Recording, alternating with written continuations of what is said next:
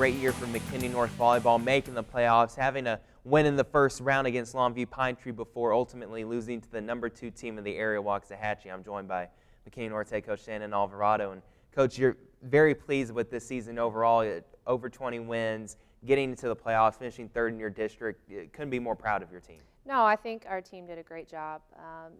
Coming in August, they knew that they wanted to do something that hadn't been done at North for a long time. And, quite a few of those girls worked extremely hard over the summer and were able to lead physically. And then, each girl kind of had their role and molded into it. And it worked out well, so I'm extremely happy.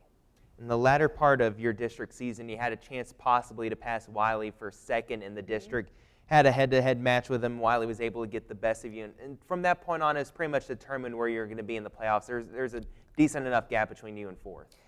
There was. Beating Wiley East kind of solidified that Wiley East question of, how everything else was going to shake out. And, that was an ironic game because we had to go play at McKinney High, and it was this, back and forth game again. And so it was one that both teams knew how important that game was. It wasn't really until after the Sherman game that we kind of really knew, all right, at this point. And we didn't end up winning Sherman, but we knew at this point, as long as we win one of our next two, we're in at third.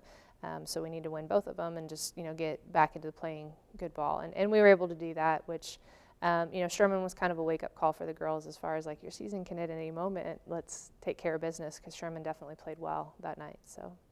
Going into the playoffs, these are a group of kids that have not been in the playoffs. So how did you help prepare them for the task at hand? I don't know that I prepared them as much as maybe they prepared me. I mean, I've never been to a postseason playoff in high school. I've watched it from the college perspective, but I've never coached in it. But we just treated it like it was another game. And it was. It was same size court. It was an away game that we had to go to. They didn't know all the logistics of the backside. I didn't either.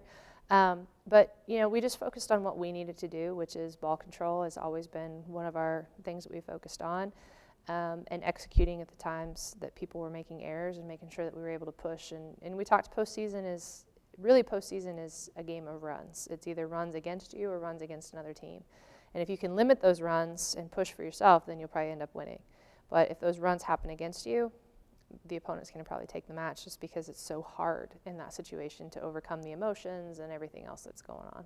This year, you're paired up with District 14 4A for that first playoff matchup, and it was Longview Pine Tree. And you never know what you're going to get sometimes with those teams out in East Texas. Not that much is always known about them going into the games, but you're able to beat them in 3 sets very comfortably. We were able to beat them. Actually, it was 4. We dropped a set to them.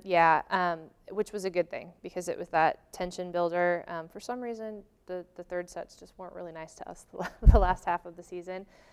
We took the first 2 sets, and the first set we stayed with them. I mean, it was literally point for point for point, which was great to see our kids focus in.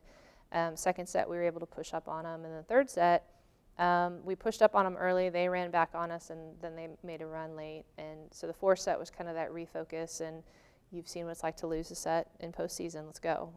And so for our girls, it was great because, they were able to just live out that moment that they've wanted for a long time. So it was great to see them be able to do that. Yeah, especially for the seniors to be able to reward them with all the years of hard work to finally get that playoff win. What was the emotion like right after the game? It was kind of as they had seen it.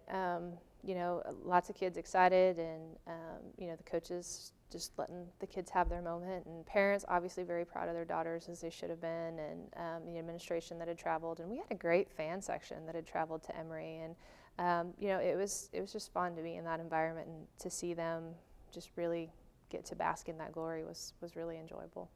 You go up in the next round against Waxahachie, #2 in the area for 4A, and they ended up beating you in straight sets, and really they just overpowered you in the end. Yeah, I mean, we knew once we saw who we were playing that it was going to be a much different night than Pine Tree, and that's okay. For our girls, they had never seen postseason, so for us to get that first kind of experience, for us to beat Waxahachie, we were going to have to play the best offensive game we've ever played, and they were going to have to play an average night, and nobody goes into postseason playing average.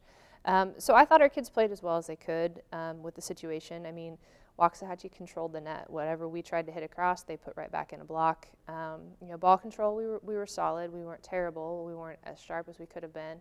But it was really the battle of the net, and they just completely overpowered us at the net and took 3 sets pretty quickly. We've talked before about how your main focus for coaching this team is to make sure that you do not beat yourself. It's always about how McKinney North's going to play on any given night. What do you think they learned about that throughout this season? I think that the girls that are graduating and the ones that are returning realized that they could play with anybody on any given night. And I think that was maybe a question a couple years ago. Can we really do this? Are we really supposed to be able to do this? And so for those seniors, those 7 seniors that we had, they didn't see anyone go postseason their freshman year. They definitely didn't see a varsity team win a game in district their sophomore year.